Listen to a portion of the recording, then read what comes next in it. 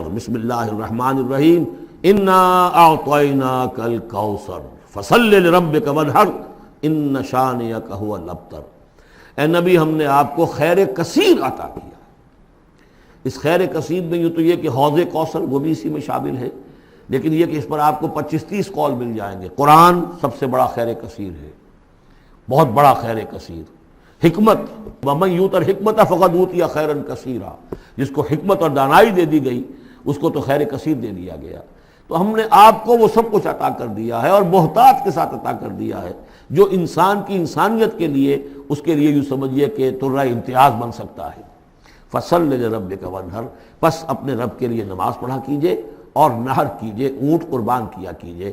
یہ گویا کہ عید الاضحیٰ کا نقشہ آ گیا۔ فصل لربک، پہلے ہم نماز پڑھتے ہیں دوگانا عید الاضحیٰ، اور پھر جا کر ہم قربانی کرتے ہیں۔ وانحر ان شانئک ھو الابتر، یقیناً آپ کا دشمن ہی ہے کہ جو دم کٹا ہو جائے گا۔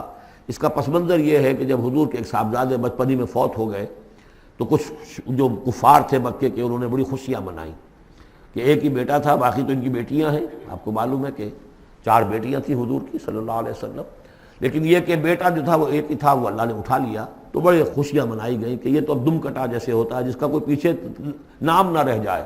بیٹیوں سے تو نام چلتا نہیں، نام تو چلتا ہے بیٹوں سے، تو اب ان کا تو کوئی تذکرہ ہی نہیں رہے گا۔ کوئی بات نہیں، جب تک یہ ہیں آگے کوئی نام لینے والا نہیں۔